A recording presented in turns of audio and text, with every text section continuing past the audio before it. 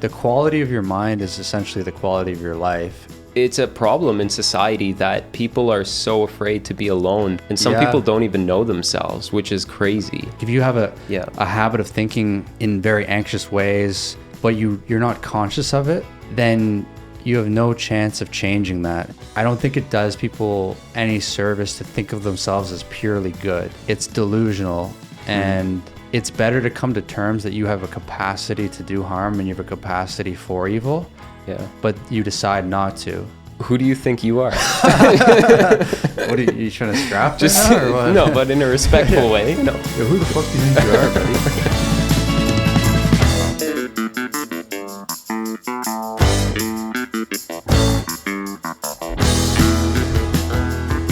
buddy? Live from Ollie's living room. Here we are in the living room. Today we're going to be exploring the inner workings of the mind. It's not a laughing matter, buddy, but yeah.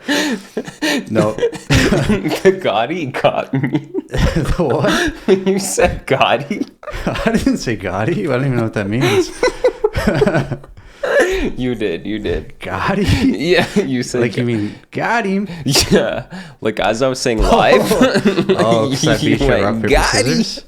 Yeah, maybe I did slip that in. It's just unconscious. But that's why we need to talk about this topic, though, is because unconscious shit like that can happen and you don't even catch it. Yeah. Do you think that by examining the inner workings of your mind, you can live a life with less psychological suffering?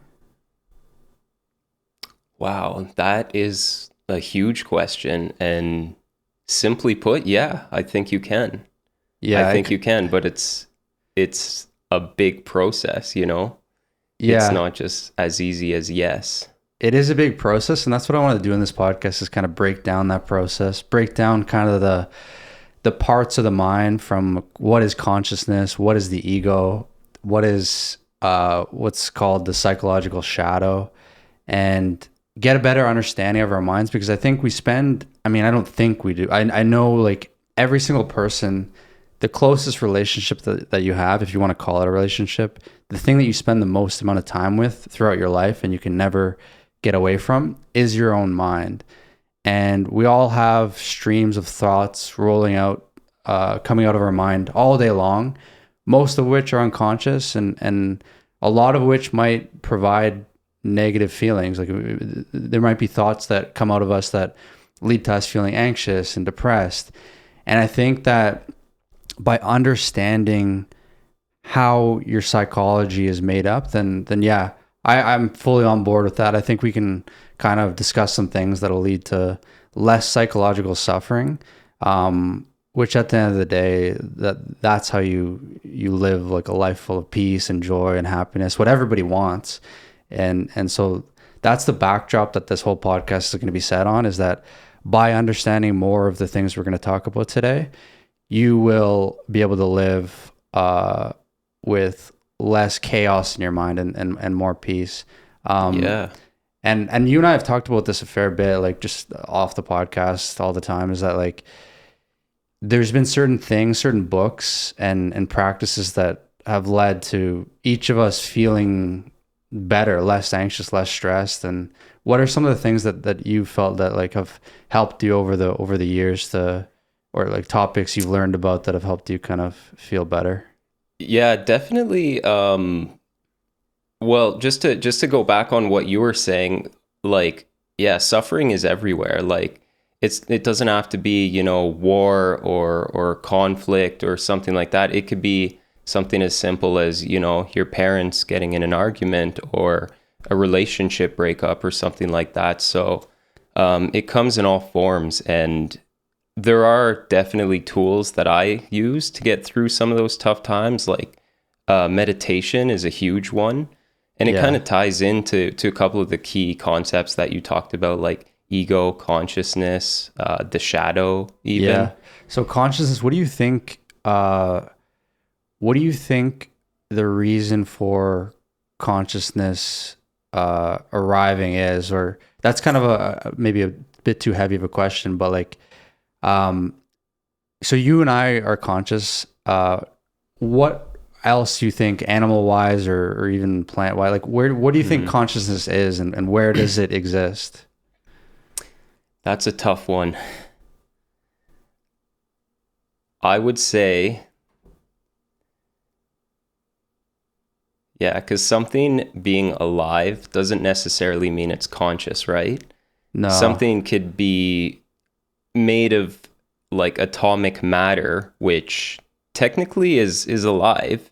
You know, particles are always moving, they're in movement, whatever. But Yeah, I think a form. Yeah, like a different definition of living than like a biology textbook would say, but it's the particles and atoms are actively doing stuff. But yeah, I don't know if we'd say they're alive necessarily. I don't know if I would at least, but yeah, that's the thing with consciousness is like you can kind of use your imagination and like apply it to different things, because I might have a certain take on it, and I'll go through what my take is on consciousness, and I'd be curious to hear what you think about that, which is like, I think consciousness probably arose at some point in evolution with the development of a nervous system. And the reason I think that is because the scientists and like from some of the books that I've read, like it seems like there's certain parts of the brain that are responsible for providing us with consciousness, and those parts kind of go dormant when you go into a deep sleep. And so like through things like analyzing people when they're in a deep sleep, scientists have been able to figure out, well, when these parts are shut down and when these parts are on, the person is either not conscious or they are. And so then we can determine like roughly, no one knows exactly what processes or what parts of the brain are causing consciousness, but I think there's something in the brain that is producing this conscious experience, which to me, what conscious experience is that like you and I have a subjective experience. Like it feels like something to be Pierre. It feels like something to be me. Whereas we might not say that about this table. There's atoms and particles that make up this table, and they're vibrating and moving right now. But would you say that it feels like something to be the table? Whereas like you might say that about a certain animal. We might see like a dog walking. Like I assume that it probably feels like something to be that dog. It might not have the same level of consciousness that we have, but I think there's something going on there. Probably like that's a difficult thing too, as well. You can't know for sure. Like I don't even know that you're conscious right now, and you can't say for sure that I am either. It's an almost impossible problem to solve right now. Yeah, without being living in the body or the form of whatever you think is conscious, there's no certainty.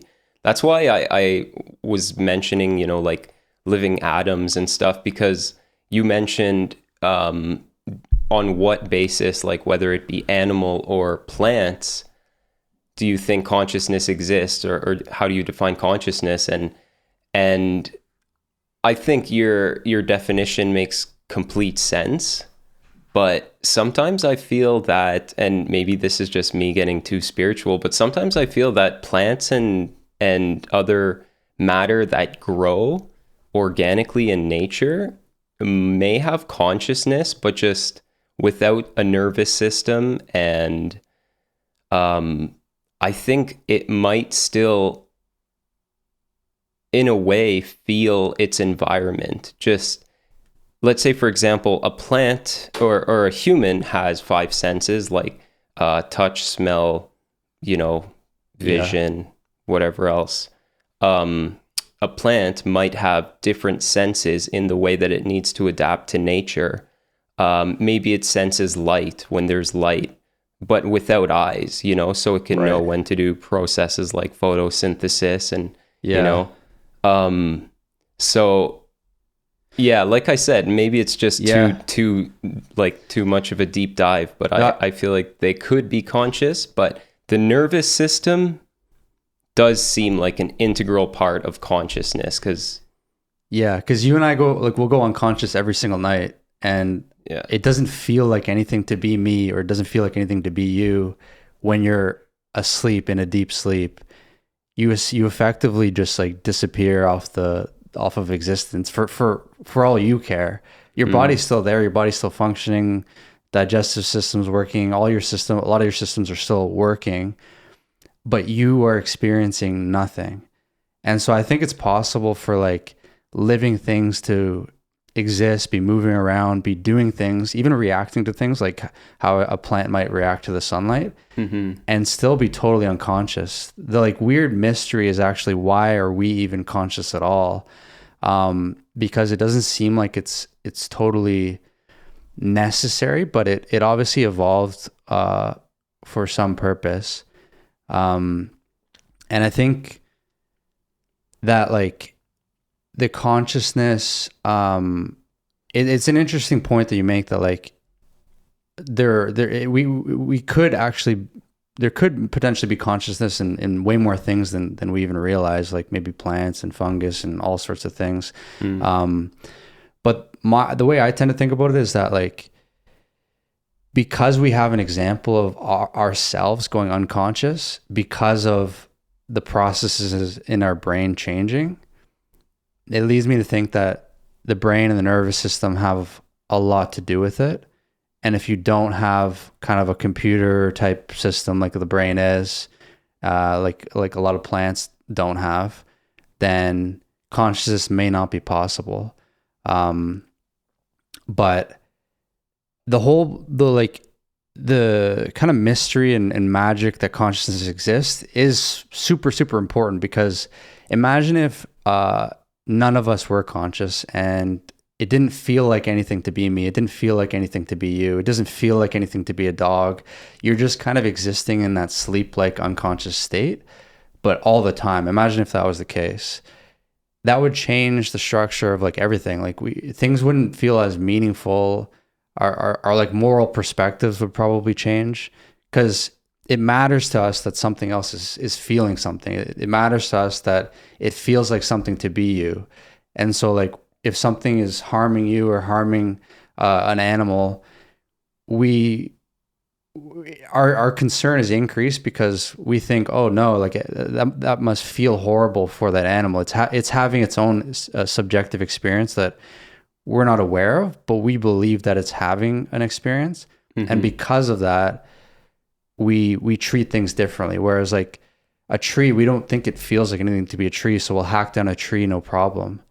And so I think like the way we approach the world and our morality in some sense is actually linked pretty heavily to consciousness existing, and our meaning as well. Like if we were just completely shut down, no experiences, we just go around the world and we're kind of like operating like robots, it'd be difficult to say that there's any meaning in the universe at all. So I think the fact there is consciousness, that's almost the most important thing in the universe. Like if we were all just stars and dust floating around in the universe and particles interacting, even on a complex level, like when we're sleeping, like our digestive system and immune systems are extremely complicated. They're all interacting, but if no one's there to experience it and nothing's there to feel that, then what's the point? There's almost no meaning to me. Right. Yeah. And I think that like, that's why it's interesting to look into consciousness. And I think that's why kind of being more aware of what consciousness means and your own consciousness can be helpful. Like for you, like you said you meditate and you've practiced meditating, and that's the goal. Like, is the goal of meditating for you, at least in part, to try to expand your consciousness? Like, why do you find meditation beneficial, and how do you think that ties into consciousness? Yeah, in a way, it's not really expanding. I mean, kind of semantics at that point, but it's more just getting in touch with the consciousness that, like, as a human being, I would assume that everyone has the same basic level of consciousness. You know, some might have they might be more in tune with their consciousness, and some may not even really know it exists. They might be operating their whole life subconsciously, which would be like in a state where they're just kind of going through the motions. And it doesn't mean that you're subconscious. It doesn't mean you can't think or you can't feel emotions. It just means that you're never really like observing them. And the process of meditation is actually to create like a separation between those things that you feel physically, whether it's emotions or any of your five senses, versus, you know, like, I guess the observer, because Right. it's hard to explain, but there is a distinction there between feeling something and the realization that you feel something. Yeah, I think that is a really interesting thing about consciousness, is that at its most baseline, it is purely just like an observational thing. Like you're just aware of things. And to tie it back to like what I was saying at the beginning, where like we have a continuous stream of thoughts rolling through our head all the time. Some that make us feel bad, some that are maybe counterproductive to like where we want to go.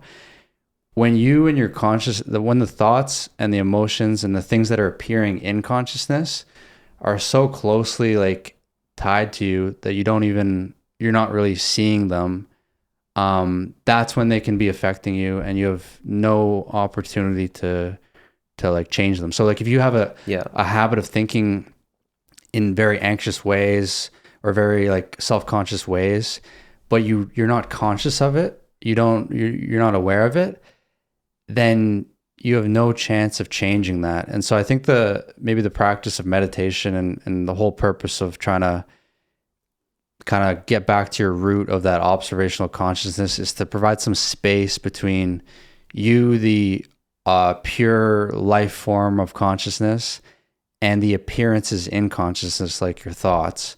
And I maybe want to try to give a practical example, because I don't want to get too kind of like abstract, and so it's a bit more clear for people. Like, sure. You want to maybe, like, if you have an example you can think of too. I'm just trying to think like let's say, I mean, I do have an example. Simply put, it's like being a prisoner of your own thoughts and emotions. That's right. The most dumbed down way I can kind of convey it. Yeah. And you're a prisoner like in all sorts of moments of your life. Like an example might be, let's say you're walking into like your favorite coffee shop. Like you can probably visualize the environment. You're walking in and you don't realize, but you're thinking a lot of self-conscious thoughts about like, oh God, like maybe I'm gonna look like a fool in front of this cashier, or like, yeah, oh, like maybe my shirt is stupid, and like you're kind of, other people from the outside might even be able to recognize like, oh, this person, they look like they're kind of stressed out, or maybe they're uncomfortable, but you yourself don't have the perspective to be able to like kind of step back and be like, oh wow, like all these thoughts are clearly causing me a lot of like negativity, and there's different kind of thoughts, and probably like there's a bin of thoughts, or like a group of thoughts that I think are like the primary target if you're trying to reduce your psychological suffering. Yeah. And so like I feel like there's thoughts where you're just daydreaming. Maybe you're just like sitting in you're walking around. You're just kind of, your mind's wandering. To me, that's like relatively harmless. Like it's like, okay, whatever. Your mind's wandering. You're thinking about the birds and the fucking what you got to do tomorrow, whatever it is, right? And then there's maybe more like directed type of thinking where you're trying to solve a problem. You're trying to like make a decision. And then there's a third type of thinking where you're thinking about yourself. You're thinking about your identity. And this is kind of where the ego comes into play, right? Yeah. Where the ego is like the construct of yourself that you have built up in your head. Yeah. And the ego, for you, do you find that like you've had you've been able to, like, through meditation, let's say, reduce your ego, or like at least come to have like a better partnership with it, if that makes sense? I don't know if that would be true for me, but I think for other people it might, because I remember I got really heavily into meditation when I was like in high school. And back then, you could only imagine how much ego there was going around, you know, with all of these kind of teenagers or young adults hitting puberty. You know, everyone's trying to prove themselves. Yeah. And I mean, I never really even knew what the ego was back then, but it just gave me some sort of peace with, you know, what things were like and how people were. And I would be less frequent to just dismiss someone and say like, oh, he's a bad person. I would just kind of see them and always give them some kind of benefit of the doubt, for me to always see them the same, like regardless of what they do. If they're, you know, behaving in a way that some people may say like, oh yeah, I don't want to be around that person anymore. I would usually just kind of just be chill with it and understand it. So like, yeah, even though it might not be directly tied back to the ego, it just would give you like, it would give me at least a sense of peace. And I would encourage anyone to try meditating just at first, like, you know, it's even easy to start off with a guided meditation where you just play a YouTube track or something and someone's guiding you through, you know, close your eyes, try to, and that's where it gets interesting because you close your eyes, you know, you try to be in a room where there's not too many distractions. Usually sound is a big distraction. Closing your eyes is, you know, gets rid of most visual distractions, although you could still visualize stuff with your eyes closed. So when you get really deep into it, you could start to not visualize stuff anymore. And that's where the thoughts start to become less and less frequent. What do you think the ego is? Because I know like there's a lot of meditation apps or maybe videos that you can listen along to. And one of their primary targets for trying to make you feel more at peace is the ego or the self. Like they're kind of two terms that mean similar things. Or Eckhart Tolle's books that like you and I have both read, like he's targeting the ego very, very hard. And like there's some like ancient Buddhist meditation practices. They're all kind of talking about the ego, the self, and they refer to it as the illusion of the self, or like that the ego is a false construct. Yeah. What is the ego, and why do you think that all of these people, a lot of the wisdom throughout history is focusing on this thing, the ego or the self? I think it's just very destructive when you start to think and create. So sorry, I'm not finishing my sentence, but when you start to think of yourself too much and start to try to create your identity or try to mold your identity or like modify your identity, because like we're all humans. It would be funny if, let's say, God or whoever, the creator that you believe in, looks down and sees you trying to create your own identity. Yeah. You know, like the basis is that we're all just human beings, or beings, right, for that matter. Maybe dogs are, you know, also conscious, but different than humans, obviously. Like when we're born, we have that pure like life form consciousness, and then our brains, as we get older, kind of construct an identity for ourselves, like an ego. Like when a human being is born, it doesn't have an ego, and so that's how you can kind of know that it's a construct. It's not actually real. Yeah. Like I feel like the analogy of like a projector kind of works in some sense, where like the life form, the consciousness, the being is the projector itself, and it can produce an image of something on a screen, on a wall. And so for the moment that image is produced, it feels real. Like you might be watching, let's say you're watching a war movie in your living room. Mm-hmm. You have this like big projection of a war movie, and with the speakers and everything, it feels like it's real. But at any second, you can kind of just cut right through it. It's not actually, it's not as real as it gets. Like the ego that we have is real in a sense, because like our mind has spent years and years and years creating this construct, Yeah. but it doesn't truly exist. The purpose of it being there is so that you can kind of get through childhood and adolescence. It serves a function, but I feel like as an adult, you almost have the opportunity to unwind your ego and kind of look at the things that you built yourself up to. Like throughout life, you're adding things in your ego. You're like, okay, well, like I like these things about myself. I feel like maybe I dress well, or maybe I have a nice car, or maybe I feel like I'm skilled at tennis, or like there's certain things that like are thoughts that kind of add to your ego. There's certain thoughts that like build your ego more and more. And these can be damaging just because we often forget that that's not actually you at the most purest form, right? Like at the most purest form, you're just the observer. You're the conscious life form that kind of gets unaffected and isn't tied to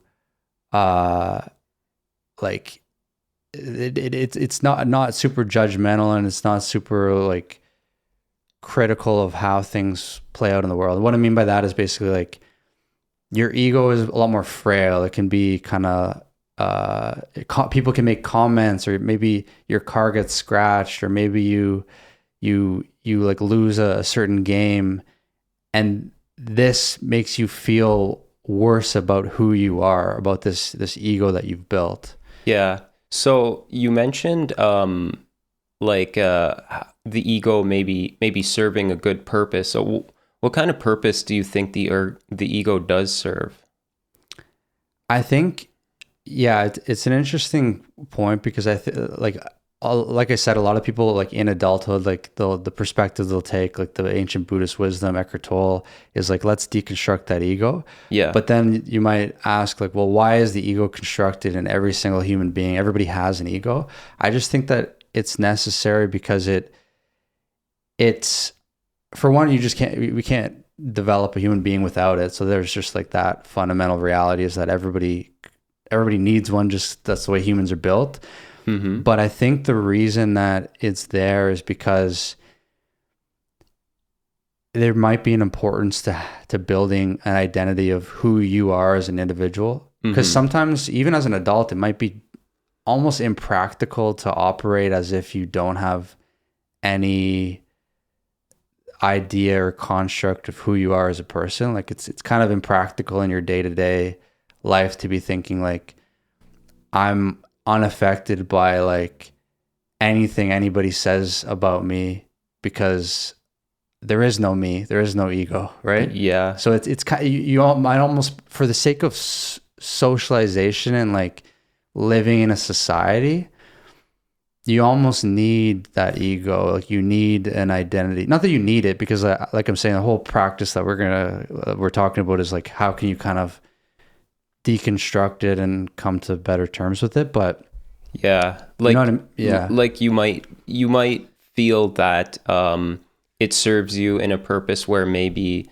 you're more included in stuff, or the identity you have is, I guess maybe it goes back to even when humans were like cavemen, you know, and we were hanging out in tribes and stuff, and maybe, you know, it was important to feel part of that tribe because you would have different members of the tribe provide different or meet different needs for you. So without proving your identity as part of that tribe, maybe they would exclude you or something.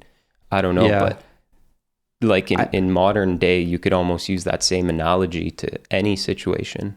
I think the ego is a big driver. Like it's a big like driver for a lot of people's ambitions and like what they go out in the world and do. Yeah. So like other animals might not have that drive, and you can probably attribute that to a lot of other things, like humans are smarter, all that stuff. But I think a part of it is that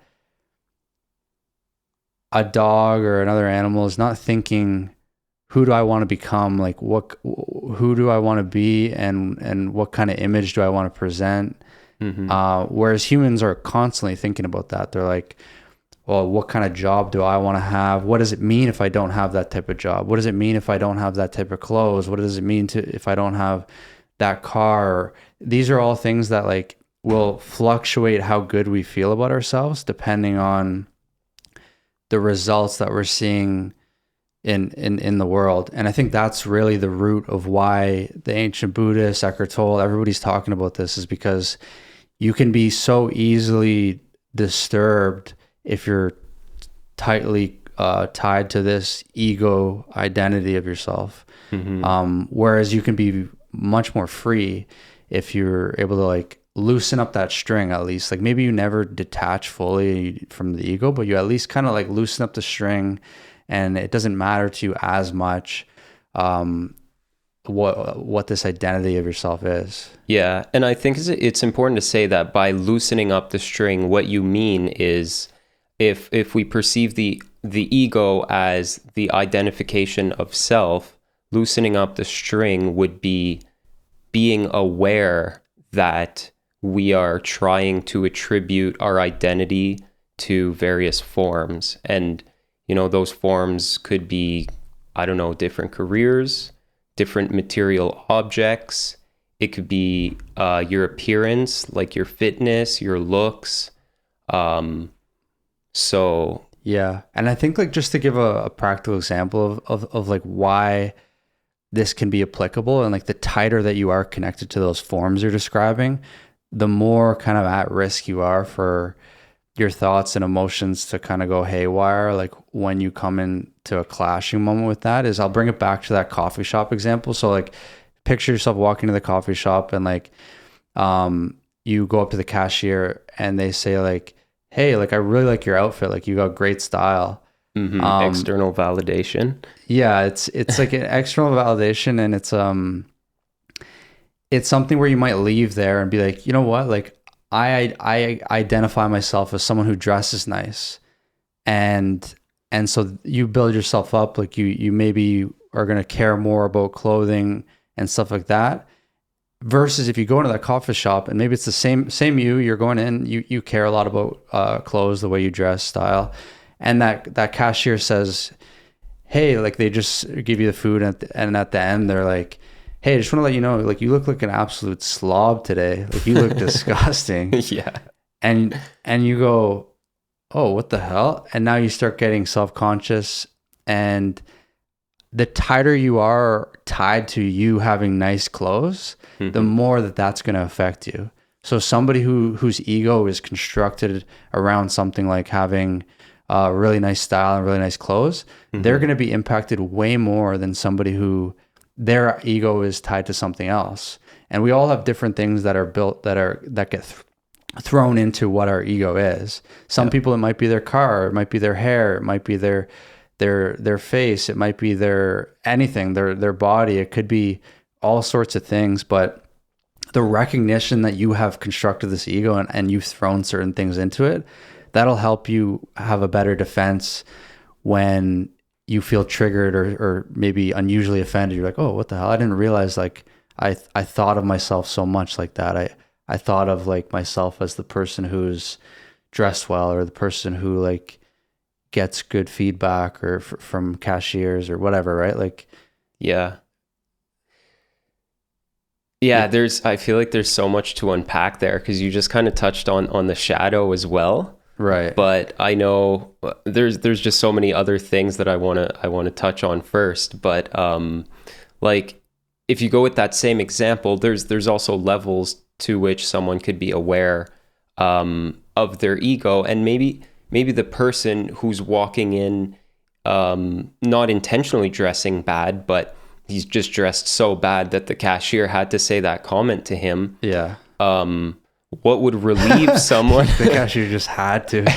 Yeah, it was like you can't resist. You're like, I just fucking gotta let you know you look like shit today. Yeah, it was borderline criminal. Yeah. But like, you know, what would maybe make someone feel better in that situation is knowing that other people have egos as well. And then, you know, like obviously being aware of your own ego is an important practice, but then being aware that everyone has their own ego Right. is also huge, because the ego is what will dictate what's right and what's wrong in others and in yourself. So you'll say, oh, what's right is dressing perfectly every day in every situation from an egoic standpoint. But then you can also observe that ego in other people and realize that maybe they're not necessarily trying to be a bad person, but they're just in an egoic state where they're saying things to someone that might hurt their feelings without being aware of it. And that's why the awareness is actually the key to like healing from that suffering. Because if you're aware that someone is just suffering from having a large ego, it then doesn't impact you when they say something and you know it's coming from their ego. If it's a factual statement, that's different. But as soon as it has the implication I or me, or it's coming from a subjective place, like your shirt looks bad, you know that's their opinion. You know, it's not that it's a bad shirt in any way. It's just that person's ego is driving them to say something, and if you're aware that it's their ego, it starts to feel like nothing can really harm you. You know? And I think you could be aware that it might be their ego. I think you also run into situations sometimes where someone might say something and to them it's totally meaningless. Like maybe they're commenting on the color of your walls at your house. And to them, like they don't care about interior design. They don't care about anything. Like, yo, that's a really like unusual color. I've never seen that before. But they don't mean anything by it. Yeah. And because to them, they don't think about the color of what their house is, they don't realize that they might have actually touched a pain point on the other person's ego, where potentially that person, they really care about their interior design, and to them, like that's a pain point where they're like, oh, what do you mean unusual? And then they start getting kind of offended, and you're like, oh, I don't know, I've never seen this color before. And they're still being like, what? Oh God. And then like next week you go there, they like change all the paint or whatever. It's like to them, they might think of themselves as I have a nice house, a house that other people like. And this is kind of part of who I am, is like, I have a presentable house. People like my designs and all this stuff. And then if someone makes a comment to them seemingly harmless, it triggers part of their ego. And I think recognizing that is also useful, where like, the things that you've built up for your ego are definitely not the same as for other people. Yeah. And so you might make a comment that you don't think is going to offend somebody, and you're like, oh, whoops, I didn't mean to like crush you like that. But but yeah, I think that's why it's kind of helpful to dive into. Yeah, and you touch on a good point that Eckhart Tolle kind of explains in his book, A New Earth. It's that the ego is built of two things: content and structure. And structure is the fundamental workings of the ego, and that doesn't change from person to person. And essentially, the structure of the ego is identification with form, identification of self with form. So whether that form, and that's the thing, the form takes many shapes, and that is what the content is, which varies from person to person. So everyone has an ego, but you know, like you said, some people, the form or the content of their ego may be interior design, you know, or wearing a nice shirt to the coffee shop. And I think this is where like being conscious of your thoughts and of your ego is so powerful, because if you recognize that, like, oh wow, like now that I think about it, I didn't realize till now, but I'm fully aware that my identity seems tied to my interior design, or it seems tied to my hair, or it seems tied to my clothes.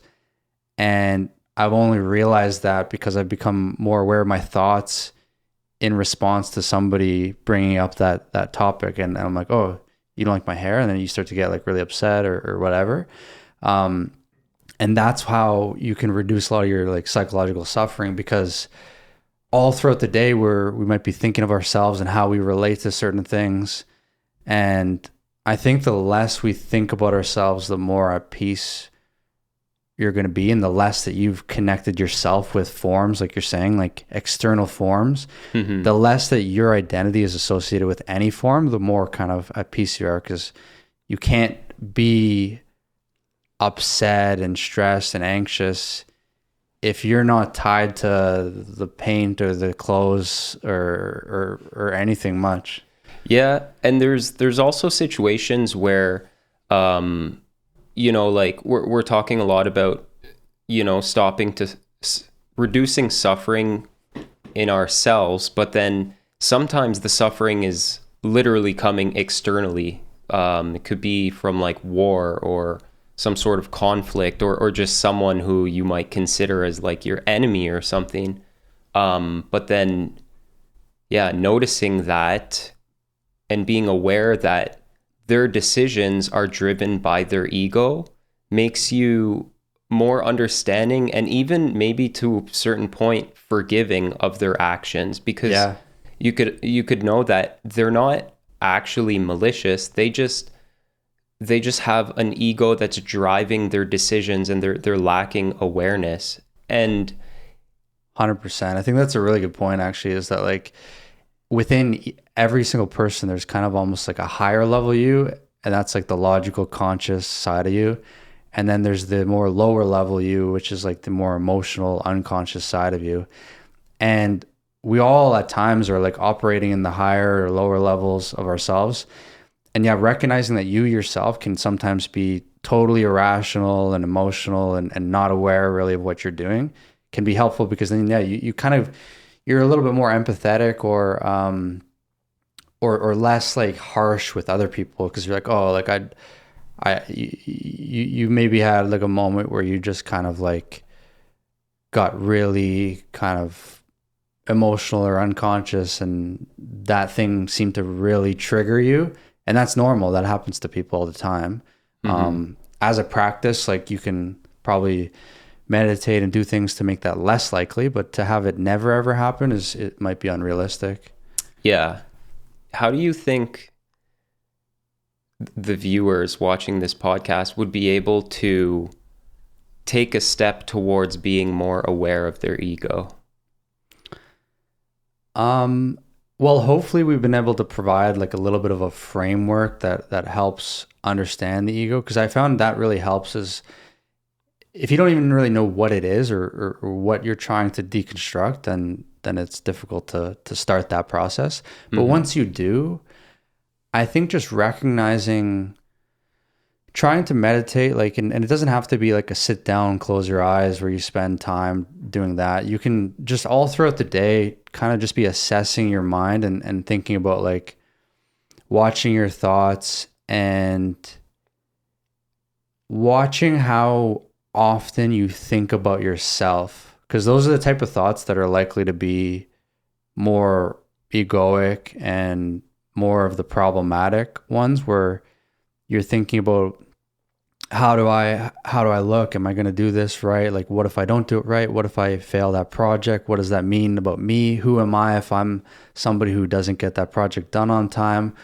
Who am I if I go into that room and people don't think that I presented myself well? What does that make me? Like, who am I as a construct if all those things are true? And so I think just try to watch how often it is that you're thinking about yourself. And I think in general, almost every time you're thinking about yourself, it's almost synonymous with negative feelings and negative emotions.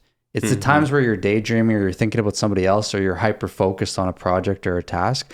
That's when things are typically good. Like you feel good, but it's when the me and the I and the, oh, what if I look bad? What if I this, me this? That's when things are problematic, but it happens all throughout the day. I mean, I do that all the time. Like I might be like getting ready for work and I'm like, oh God, like I'm going to look like shit, what if I wear this or whatever? Like, But I there's can't also think. the opposite, right? There's also people who might obsessively think of themselves as higher, maybe to a point where it's like almost narcissistic, you know, and they think like, oh, I don't know, like this outfit's going to make me look great and smarter than everyone else, and I'm going to walk in that room and dominate, you know? Do you Right. think that is also equally as Yeah. negative?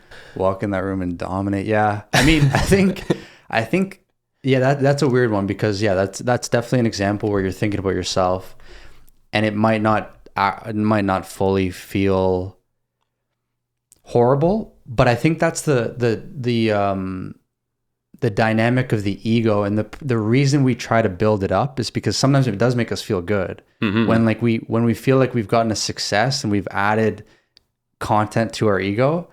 It makes us feel good. Like, let's say you go to that coffee shop, the cashier says your hair is amazing, your outfit's incredible.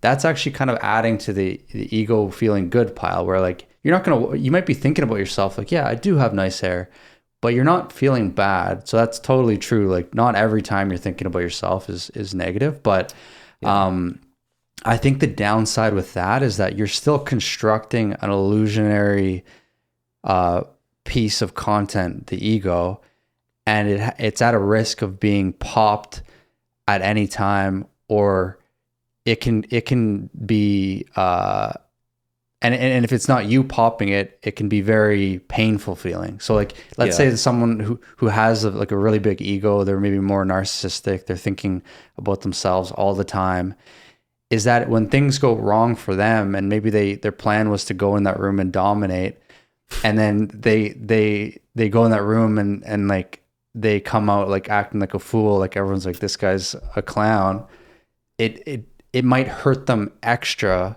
because they were so identified with themselves as the person who's able to go into a room and dominate, versus a person who didn't think much of themselves and just said, I'm going to go in this room, period. Yeah. And then they come out acting and everyone clowned on them. They might not be harmed as much. So like, just be careful of how big building up your ego. There'll be times where it'll feel great.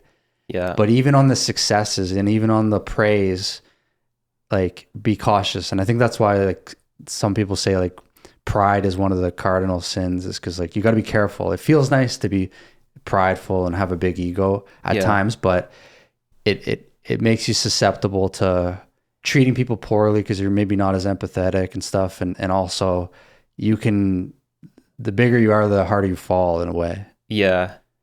And here's a really deep knowledge drop. Here we go. Yeah, buckle in. Yeah. So thoughts are temporary and feelings and emotions are all temporary. So when you identify yourself with certain thoughts or certain emotions, even like as if you're like, oh, I'm always a happy guy. And then, that happiness or whatever thought you're experiencing, if you dominate a room and you feel good about that, you're proud. That pride will only last so long. And then once that feeling or that thought is diminished, because time will diminish thoughts, you know, thoughts they're fleeting. You can never really hold the same thought constantly or whatever, or the same feeling for that matter. That's just something humans cannot do or cannot control. Well, once those thoughts or feelings go away, then the ego needs more. And that's where the ego is like a hungry beast that can never be full, because it's just always looking for the next moment where it could find pride somewhere. And I think that's where you have all of these world leaders who are causing so much damage, because they gain kilometers of land, but then that celebration only lasts for so long, and then they need to keep bombing innocent people to just get more land, and it never really ends, because it's just a temporary thought of satisfaction that follows all that, let's say, damage that they've done or whatever, to satisfy their identity. And in this case, it would be like some some identity where they want to be a world leader, right? Yeah. And I'm sure even if a world leader dominated all of Earth, it would be like, what's next? What planet are you targeting after Earth? Because they would not feel satisfied. Even if they dominated the world, guaranteed they would start looking at Mars as a target, you know? Because it's just the nature of the ego. It's just continuously looking for more.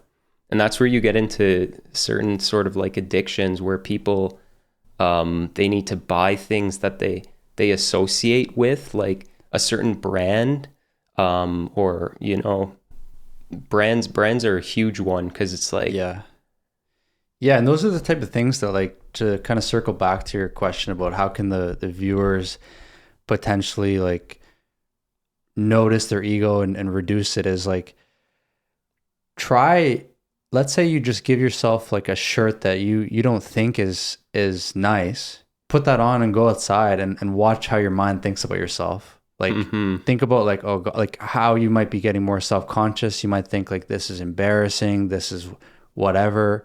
And yeah, it's in times like that where you notice, we're like, this isn't nice enough, this isn't good enough for me, like I should have better, like who I am, like I'm not the type of person who goes down to that level, things like that. But I think also your point about the ego being like a never satisfied beast is super true, because it really will just move on to the next thing. When you go, you're successful in that room, you dominated just like you wanted to, or whatever it is, there'll be more and more and more. And like I was saying too, you're just more vulnerable to having that whole facade of your ego get popped and exposed, because the bigger the balloon of the ego, the worse the pop's going to be.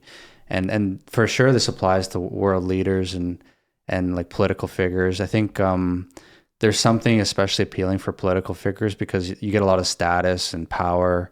And so there probably is a tendency for people who are more narcissistic, which to me, like narcissism is like, you almost have an especially like starving beast of an ego, where it controls a lot of what you do. And because it's starving so much, you're more likely to be thinking about yourself. So you'll be like more selfish. You're more focused on, how can I get something out of this?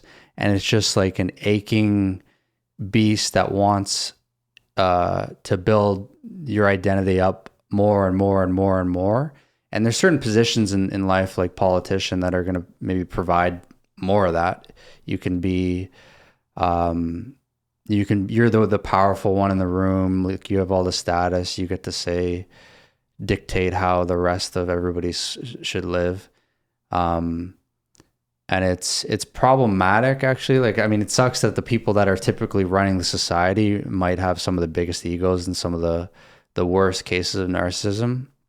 Right. And I don't know how you correct for that exactly. Like, besides maybe recommending more people to go into politics potentially. Like, it's not something you would ever tell your kids to go into typically, right? Like, you might say, oh, you should be a lawyer or a doctor. Like, I haven't really heard of many parents being like, you should be a politician so that you can like make a positive impact on the world. Yeah. It's just kind of the people.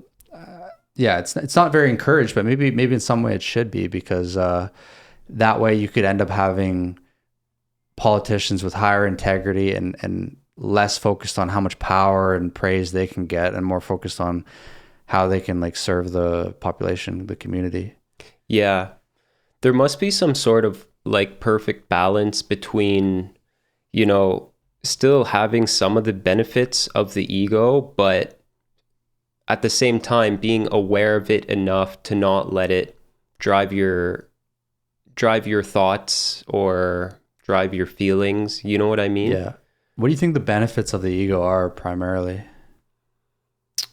I think fitting in is a big one, because we live in a society where, you know, fitting in is important. You know, you want to get a job, you need to fit in, you need to match that company's culture, you need to fit the criteria, you know? So you'll see people actually changing their identities to work. And what I love seeing now, I work a corporate job, but what I love seeing is like the new generation when they just roll up to the office in like sweatpants, you know, because I'm like, this is perfect. Nobody's like, we should not be,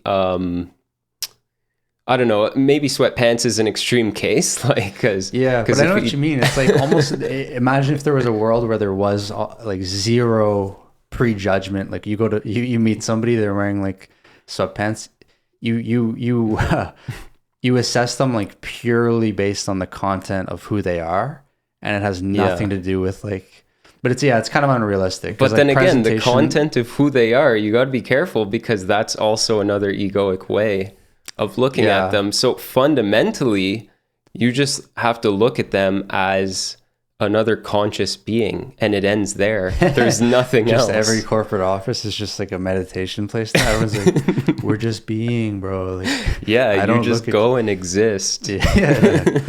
Yeah. No, I see what you mean. It's an interesting kind of idea. But yeah, I think like the structure of society just would almost, maybe I don't want to go so far. I don't like, but then again, I don't. It might. I think just what I meant more by content is like what kind of ideas is this person bringing out? Like what are like, let's say you go in a meeting, like what are they bringing of value? Like what are their ideas, rather than assessing them on like, oh, they didn't comb their hair today, or like they're wearing sweatpants. That's more what I meant. And like, so you could potentially have like a place like that where you're less concerned about like style and stuff. But it gets tricky because like I just can't imagine a world where presentation is meaningless and like you truly are just assessing, like you're just feeling the life form of consciousness in each other. Well, we'd all be walking around naked if that were the case. Yeah. Or just following whatever you want to do too. Like if you just wear like whatever you want. If you don't want to wear anything, you don't. It's just like, it's a bizarre place because we're so far from that it seems like that's like an insane asylum type of world. But because it starts from such a young age. Like as a kid, you have consciousness, but you don't have an ego, right? Because you're a being, you have awareness. Might not be fully developed yet as a kid, as you're growing up, but then unfortunately, as your consciousness develops, so does your ego. And that comes from your experiences and what your parents impose on you and the way you've been disciplined as a kid. So you know what's like morally right from wrong. But yeah, it would be interesting to see how a kid would grow up just like without any of that, you know? Right. Yeah. And that what you're describing there sounds like a lot of how the psychological shadow is constructed. Is like basically as children grow up, like you might think of like a young child, 1 or 2 years old, they possess the full like 360 degrees of personality. Like they might show anger, they might show aggression, they might show joy, they might show selfishness, they might show like anything that comes up, they're gonna express. And as that child gets socialized by their parents, by the kids around them, by their teachers at school, they're gonna start to hear things like, oh, like no one wants to play with you when you're angry, or like you need to share, like it's not good to be selfish, like you're being greedy, don't do that. All sorts of kind of characteristics of yourself, they start to get enforced by the society as either good or bad. Mm-hmm. And so what ends up happening is this term that like the psychologist, particularly Carl Jung, kind of created, called the shadow, which is the traits and the characteristics of yourself that have been repressed through socialization, through civilization, but they're still human traits. They're traits that exist in humans. They've been there throughout history. And the interesting part of the shadow is that because these traits and these characteristics don't ever fully go away, they just disappear from your consciousness. They just get pushed down. you say, oh, I don't get angry. I'm not an angry person. I'm not a selfish person. I'm not a greedy person. All these typically negative, doesn't have to be negative, but all these traits, they get pushed down. And as a result, you might think that's positive. Like, let's just stuff all the bad parts of humanity down, but you can't fully get rid of it. So these things end up coming out in maybe emotional outbursts where like you get triggered by something, and you may even surprise yourself, like, wow, I got so aggressive and so angry there. Like, I didn't even know, like, I don't know where that came from. I didn't think I was an angry person, but you get shocked by how angry you were able to get. And so there's things like that. And then there's like, you might project it onto the world as well. Like, you've repressed your anger, but you go around kind of pointing fingers saying like, oh, look how angry that person gets. Like, that's horrible. I don't like that they're doing that. And the process of reintegrating those traits is kind of like you go back to accepting that you're a human being that's capable of expressing the full 360 degrees of emotions and thoughts, and that sometimes you might have like extremely aggressive thoughts, and that's normal for a human being. Or you might be thinking very selfishly, and it's better to be aware that you're capable of thinking like that and doing those things, and so that you can then decide not to, than to have repressed it so much that it unconsciously comes out and you're not even really aware that you're behaving in these ways. Mm-hmm. Yeah. So you're saying that trying to bring out elements that you might have neglected, or that you try to push out of the frame of who you identify as, would be a way to kind of relieve some pain in the future. Is that what you're saying? Yeah, well, I think that like it's useful to recognize that every human being has the capacity for like extreme negativity and harm. And there's a line, I think it was the writer Solzhenitsyn, like some Russian guy. Mm-hmm. He said that the line between good and evil cuts through the heart of every man. And like his point there was that like every man has the capacity for great evil and great good. And I don't think it does people any service to think of themselves as purely good. It's delusional. And it's better to come to terms that you have a capacity to do harm and you have a capacity for evil. Yeah. But you decide not to. And to me, you really can only be like a moral person if you have the capacity to do it and you decide not to, right? Like if you can't even harm a fly and then you don't harm a fly, that's not like virtuous. That's not good. Yeah. Because you're not able to do it anyway. You can't even think of doing that. Mm-hmm. So like morality itself almost arises when you realize that like, oh, there's part of me that does want to steal that thing in that store, but I'm going to decide not to.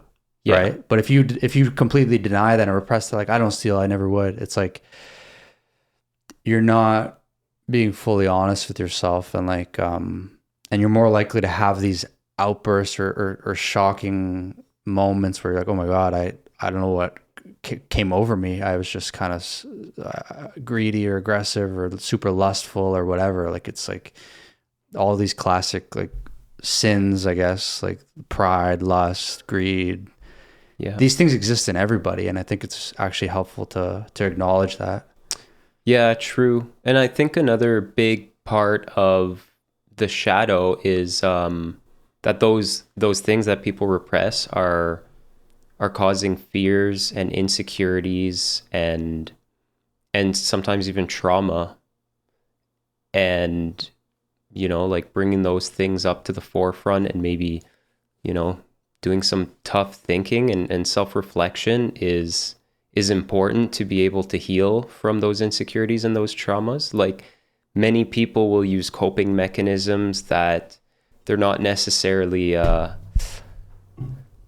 coping mechanisms might not be healthy in and of themselves, but they always just turn to the same thing, like drinking or playing video games or doing drugs. But the suffering could be reduced a lot less in the long term if they just, you know, it'll be short-term suffering for sure to face those emotions and to sit with them. But a lot of people don't do that in our society. I feel like there's a big lack of like self-awareness, reflection of the ego, but also reflection of the shadow. Yeah, well, I feel like the ego and the shadow are so closely linked. Like, if you think about the development of a child or a human being, as you grow, there's going to be certain things that get thrown into the ego bin. Like, this is part of your identity. These are the parts of you that you like. Maybe your parents say like, oh, you're a super good runner, or like you're like so super nice or whatever. So you start to think of yourself like, I'm nice, I'm like good at sports, I'm whatever it is, right? And then there's the other parts of that are also simultaneously developing and getting thrown into your shadow, the things that you don't like to think of yourself as. Yeah. And those are the greed, the lust, the everything, right? And I think that part of what you're able to do in like adulthood is reintegrate the full personality, and instead of being kind of fractured into the ego and the shadow, I think like the more you actually address your ego and maybe pull things out of there, the more willing you are to look at your shadow and look at yourself honestly and say like, actually, yeah, I sometimes could feel like all sorts of negative things, like a lot of, and do harm. And I think they almost go hand in hand because, like you said, a lot of people don't want to look at those maybe more less appealing sides of themselves, like the parts of themselves that might be repressed into the shadow. And I think the ego kind of prevents them from wanting to even look in there, right? Because like if for your ego, you say, oh, actually, I'm not as generous as I thought. Like maybe I have to admit to myself that sometimes I can be very selfish. Then that's a hit to your ego. Like they almost kind of go like, if you pull something out of your shadow, that's something you repressed. It kind of goes in opposition to your ego, and it causes kind of a weird discomfort. But I think the less egoic you can be, the better you're going to be able to handle admitting uncomfortable truths about yourself. Yeah. And the key to doing that is just becoming aware of both sides and being to hold both of them in harmony, where maybe one might like kind of be seen as more negative, especially if it's like a trait like being greedy or something, you know? Yeah. But to be able to hold both aspects, and your ego might want to think, no, I'm really good with money, blah blah blah, and in your shadow is something like greed, where you feel like, oh well, I feel like whenever whenever I get money, I want to hold on to it. But it's the same thing, but being able to hold those in harmony and almost take a step back to the point where, you're observing those thoughts of yourself and realizing this is not who I am. This is just the ego or the shadow, but who I really am is the observer of all of this. And I really like the analogy you used way earlier about a dream, but it's I read this in Eckhart Tolle's book that the ego is like a dream, and it's like a dreamer experiencing a dream, but consciousness or awareness is being able to realize you're dreaming. And if you don't realize you're dreaming, it just feels like reality. Right. But when you're actually, when you realize it's a dream, well, then it became a lucid dream, and that's going to be a whole different podcast. But yeah, lucid dreaming is key. It's everyone should do that. Yeah. Or at least try to do it. You can, yeah. Yeah, practice. There are ways. Right. But anyways, like being able to observe that you're dreaming is like a moment of enlightenment, right? That's what people will refer to as enlightenment, is when you bring your subconscious to the conscious realm, and enlightenment is probably much more than just that, but it's seen in different religions or spiritualities in different ways. But basically that's all it is being aware that you're dreaming, but the dream is not, it's real life, you know, and it's Right. everything that you think is your life, because fundamentally all it is just existing and being part of you know, the universe. But Yeah.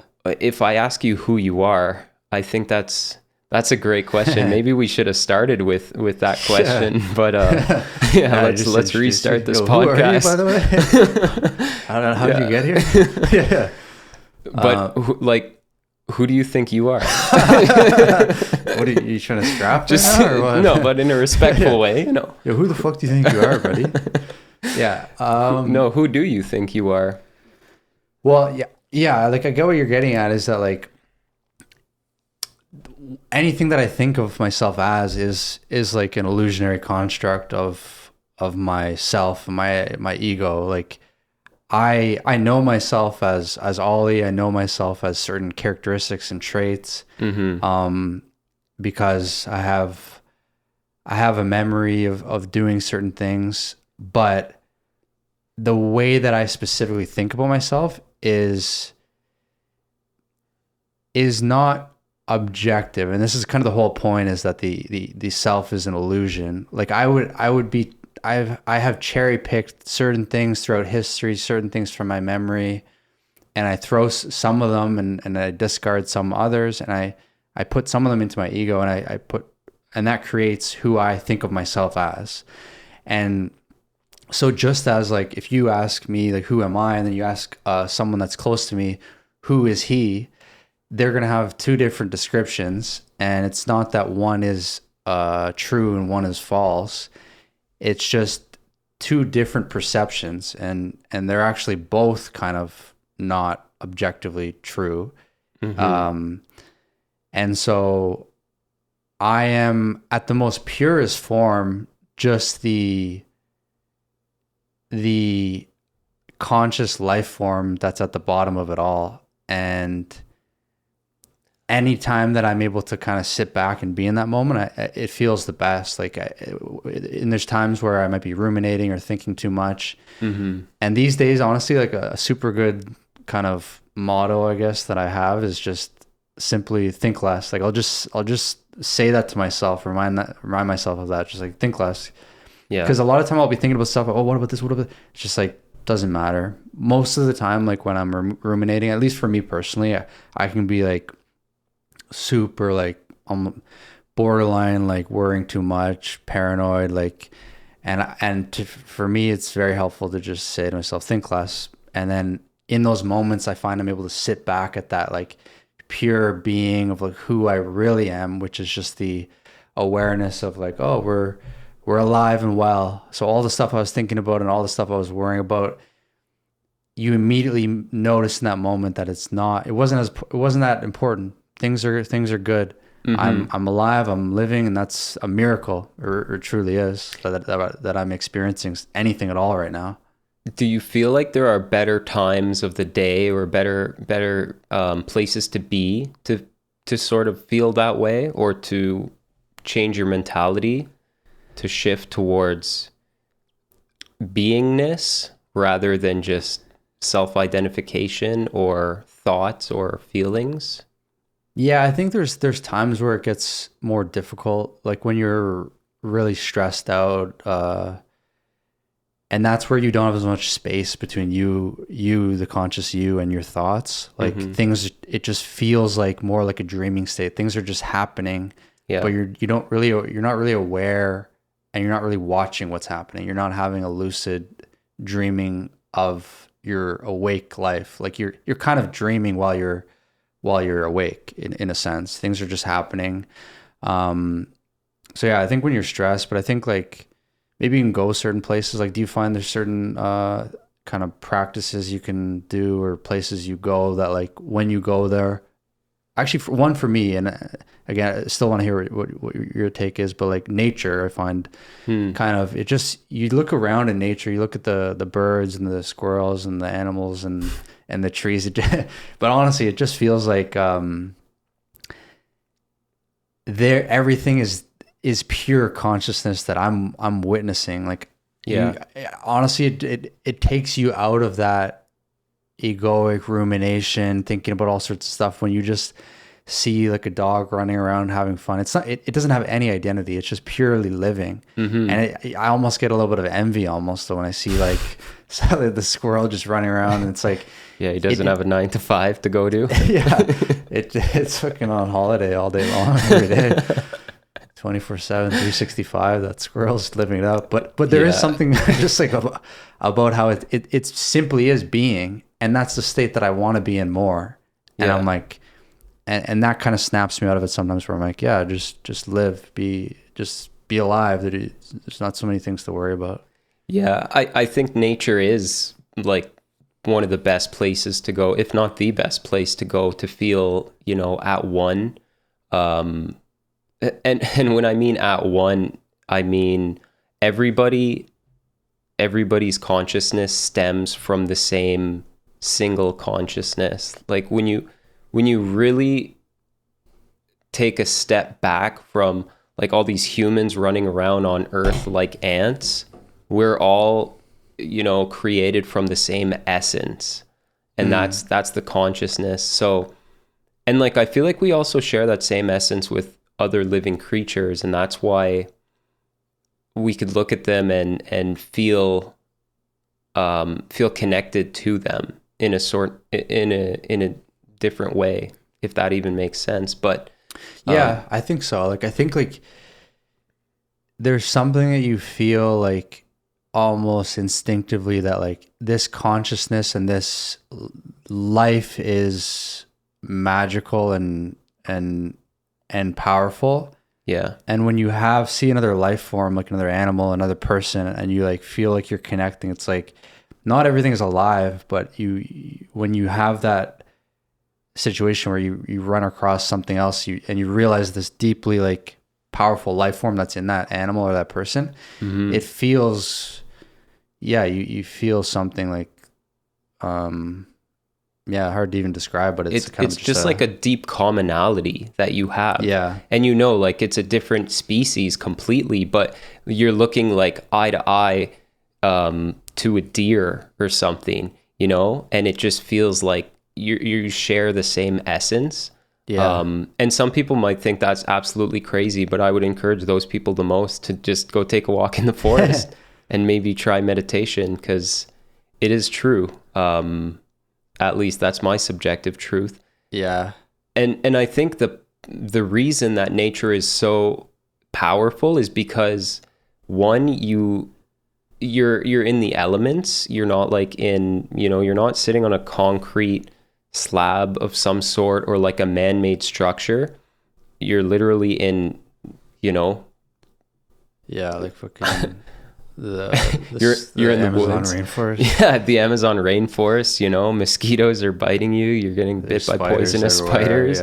Yeah, you got a anaconda wrapped around your leg. You're just so present. Yeah, that's like basically what life is meant for. That's peak life. Yeah, but there's that aspect, like just being surrounded by nature. But then the solitude aspect is really important, because it's easy to kind of get in your own head and think, what do I look like right now? How am I being perceived? Which is a big part of the ego.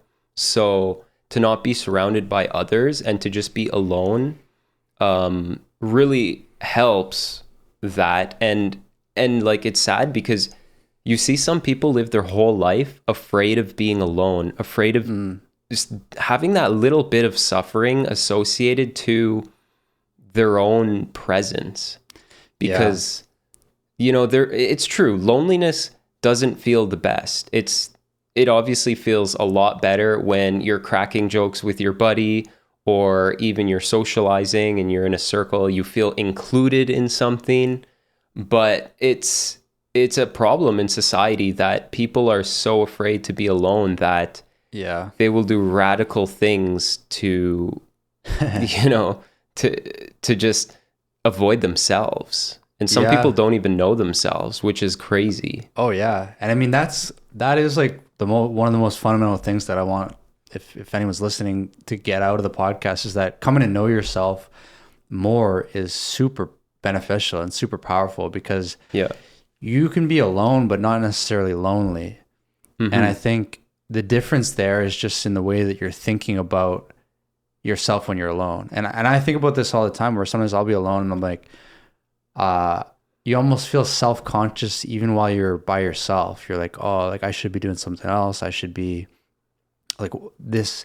Well, what other people think of what I'm doing right now? Like you're kind of, you're so conditioned to be concerned about how you're perceived by others, that even when you're by yourself, sometimes, at least for me, I don't know if it happens to you, but like you just like, the activities that I'm doing, I wonder, like I'm reading this book, like like yesterday I spent hours and hours trying to like prepare, and there probably were some moments where I'm like I don't know, I could be out and about, like I hear people at the park like having fun and everything like that. And I think, though, you kind of get taken off of what you yourself just wants to like be and do, and you get like pulled in certain directions by what you think you should be doing. And I think that's something that I've like kind of, I guess, practiced and feel like I've gotten a little bit better at, is being less pulled by what I feel like I should be doing and just do what I want to do. So like someone might be like, oh, why'd you spend why'd you spend 6 hours reading? Like that's kind of too much. Like, well, I want to. Like you just, it's like there's certain things you're like, yeah, I wanted to. It's like, oh, doesn't that feel this way or that way? Or doesn't that feel lonely? Doesn't that feel like, it's like, no, maybe. I mean, it's just like a lot of these like frameworks, they don't have to apply. Like I think as we grow up, you kind of almost get forced to be like living a more cookie cutter lifestyle of like, oh, this is what you should do. You shouldn't be doing that. That's a little excessive. And you can kind of unwind a lot of that as you get older. Be like, actually, surprisingly, I can just do a lot of things in my own way and have my own hobbies and my own passions, and I can also feel great about it. You don't have to be kind of self-consciously thinking about like, how would other people perceive my identity, which again is an egoic way of thinking. Yeah. And the key there is like just being present in what you're doing, regardless of what it is. Right. Going back to, you know, the whole aspect that people don't want to be alone. Super problematic, because, you know, at the end of the day,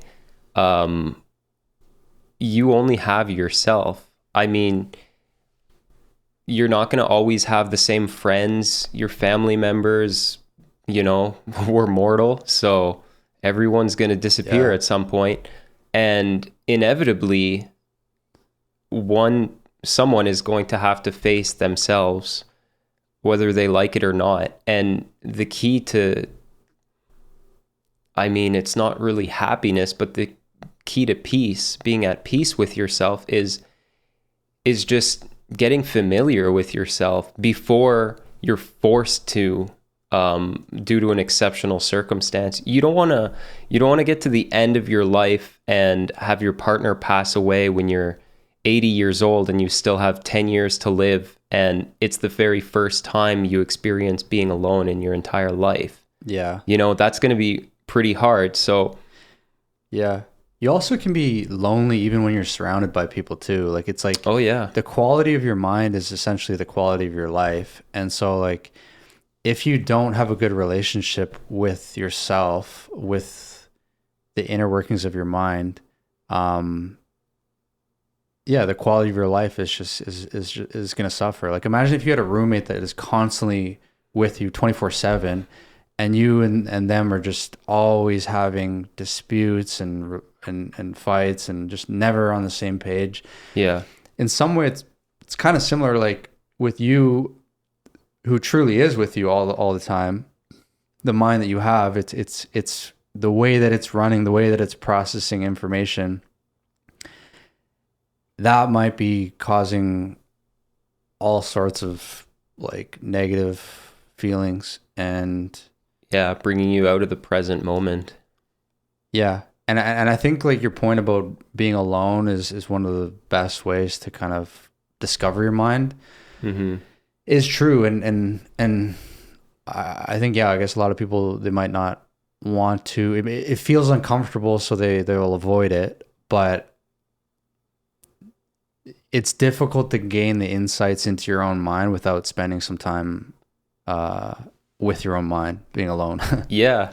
Yeah. And like if people do that shadow work, and they realize, you know, this is a part of me, whether I like it or not. Like we used the example of greed earlier, so I'll use that example again.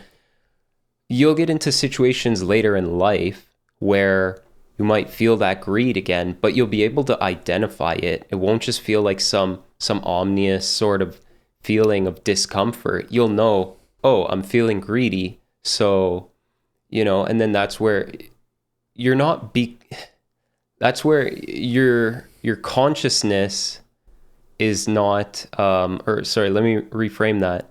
In that situation, your ego is not going to drive your decisions. It's not the greed that's going to take over, because as soon as you can identify it, and you become good at identifying it through, like, you know, meditation, just being alone, facing your own thoughts and whatever, you identify something like that while you're alone.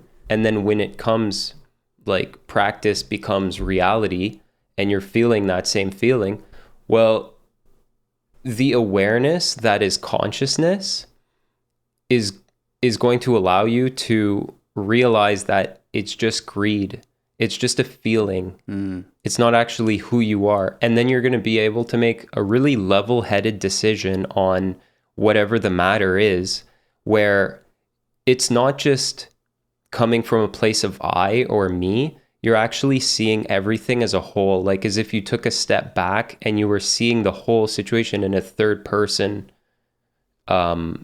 view. Although it's not going to happen like a DMT experience, but you know. Do you think then, like, people kind of have a moral obligation to become more conscious, more aware of what they're doing?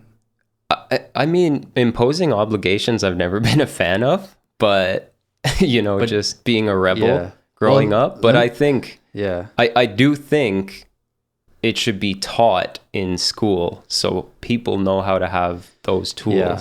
And I guess the backdrop to that question is kind of like, if you're saying if you're more aware of your greed, then you'll be more likely to be able to stop it and not express it. Well, if you're more aware of your your potential mistakes or like mishaps or whatever, then you'll be more likely to stop them. And so, like, the process of being more aware, being more conscious of how your mind's operating and what those pitfalls are, you'll be more likely to stop them. So then with that same logic, someone who's kind of more conscious, spent a ton of time meditating, practicing being aware of their mind, they'll be more like, they're going to treat the world better in a sense, you know what I mean? And so that's kind of the backdrop for, like, do you think there's almost a moral obligation for examining your mind and becoming more conscious, because the unexamined mind is more likely to cause wreckage? Yeah, I think, like, it's like semantics at that point. I would say it's a moral recommendation rather than obligation, because you know, it's people will do what they want at the end of the day. 100%. Yeah, it's. But if everyone did do that, I think the world would undoubtedly be a better place. Yeah, and people would have less things buried in their shadow. One thing that I did want to bring up, kind of related to the shadow, is that different cultures and different societies are going to have different things that they're likely to repress and put into their shadow. And I think one kind of prominent example that you might be able to think of is like the Catholic priests. That kind of culture, that group, they might have a specific things probably that they're going to be repressing due to their lifestyle, right? Yeah. So like they're not allowed to have they have to practice celibacy.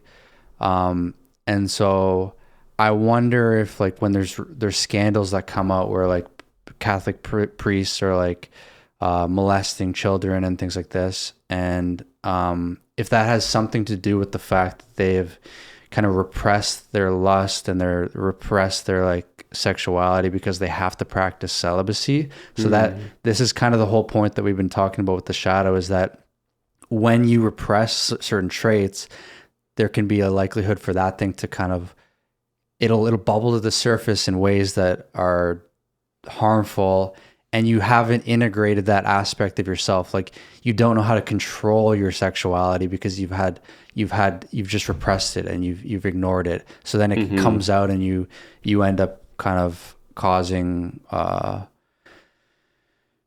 great harm. Yeah.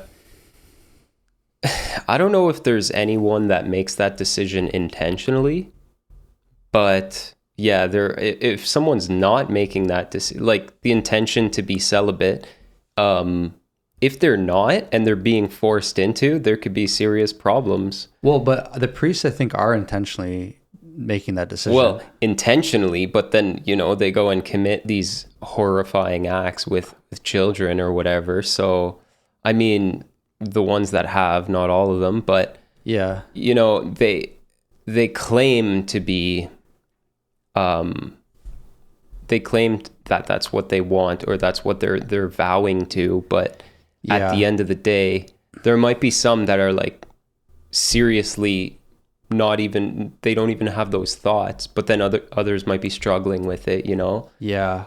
Well, I think there could be a problem with like ignoring the human reality of like human instincts and human drives, and that's the result, is you put all those things into the shadow and you say, I don't ever feel like that, I don't think like that, but you're almost deluding yourself. Like the reality is that you do, but you could be aware of it and still practice the celibacy, I guess, where you're just like, but you at least don't reject it. And this is also partly a theory. Maybe those priests are just have their own, there's some other like dark sides to them and whatever.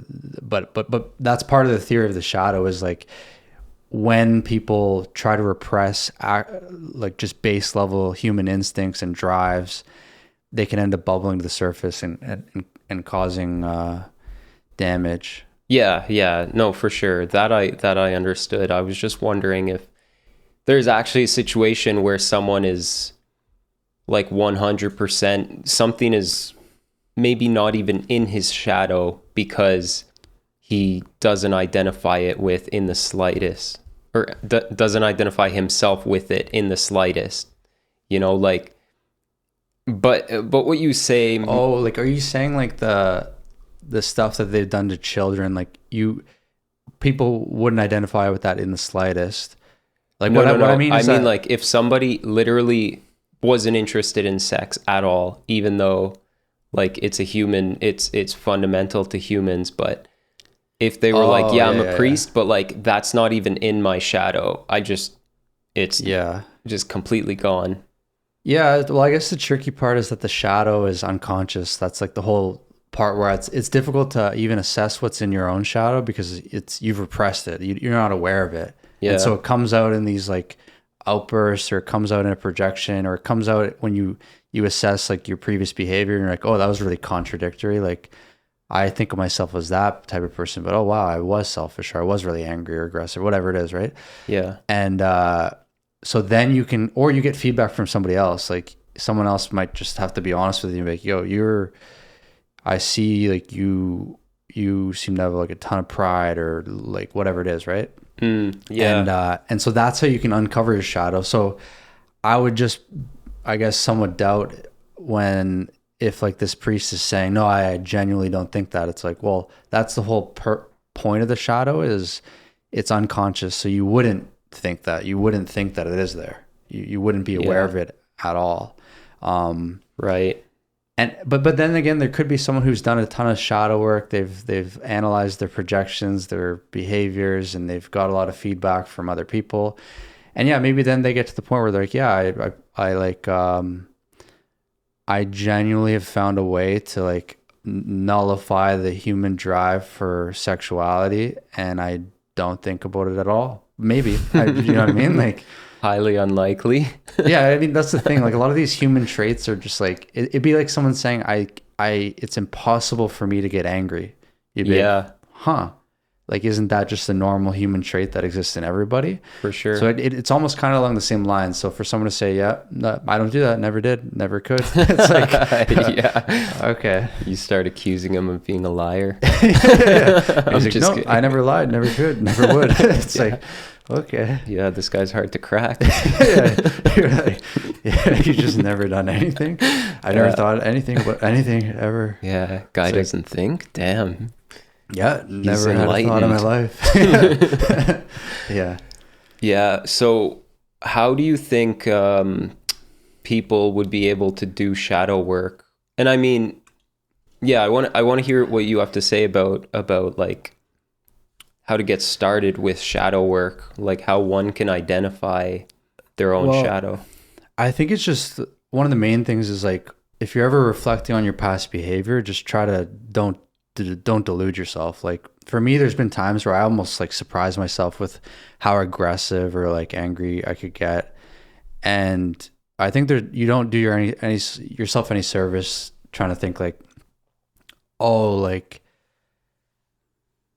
I don't get angry. I don't get certain things like, oh, I can't be like driven by selfishness or lust or greed. Like I can just think of times where like, yeah, you can be aware of the way your mind operates and the way that you have been in the past. And I think that's one way to do shadow work. Another, like the projections as well. That's another version of just examining your own mind of like, oh, is the reason that I'm criticizing that person for being so bold and aggressive because like I've kind of repressed down my own boldness and aggressiveness. And so that I like, oh, I'm like, yeah, look at that. That's like, I just despise how that person behaves.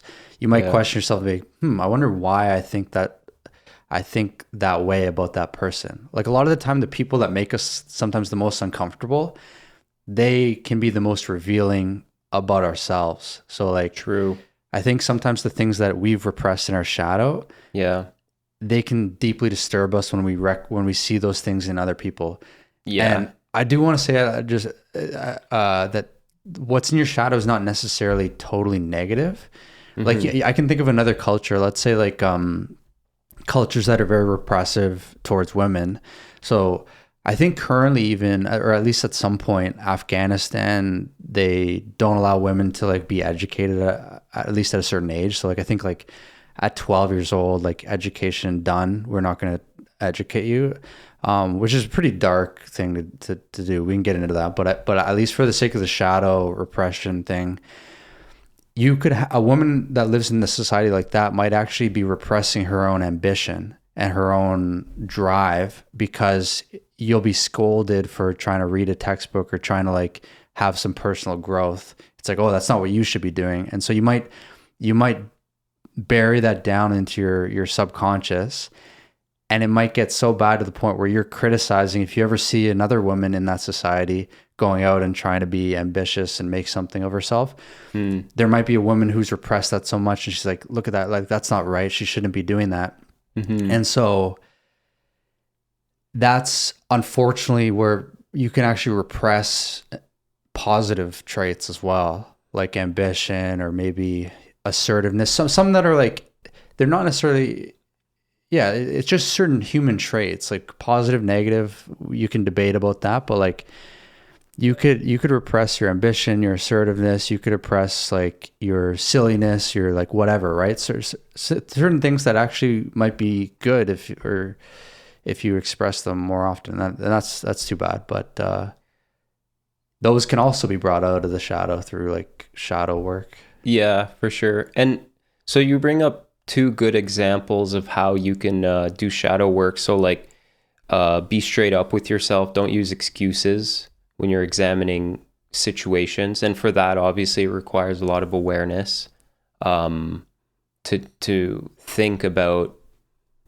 those past experience from almost like a third person view, and see yourself as just another person that you're just examining without judgment. Yeah, just honest reality. Like Yeah. at the end of the day, reality always wins. And so like if you try to spin what happened in the past, or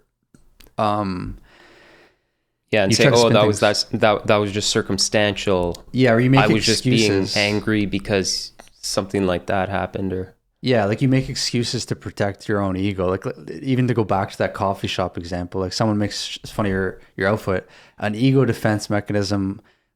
Instead of acknowledging that you care deeply about your outfits, an ego defense mechanism might be like, yeah, that person was an idiot. They were dressed worse than me anyway. Like and so you have these type of thoughts where like, yeah, well, they're probably fucking on drugs, or like who you know what I mean? You can think of all sorts of stuff to like, so to make it so that your ego is not damaged, so that thing doesn't stick. You're no, that can't possibly be true. But meanwhile, the thing you're not aware of is how upset that comment actually made you, and why that makes you so upset. Yeah, for sure. And then, I mean, the second thing you mentioned as a shadow, as a way to do shadow work is projection, which is basically like examining how you see other people. So the first one is examining how you see yourself, and the second projection being examining others, or how you examine others. But then there's also a third one where it's actually how others perceive you. Mm-hmm.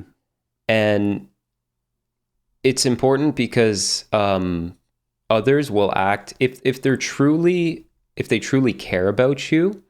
I don't mean someone who's in a coffee shop and who's just going to insult your shirt for no reason, but someone who truly you empathize with and you're intimate with, will be able to see you for who you are and act as a reflection, like a mirror of yourself. And they'll be able to say like, hey, Ollie, like, you seem to be pretty upset about that shirt comment. Like, yeah. And then that could also stimulate you to do shadow work, and then you come to the realization.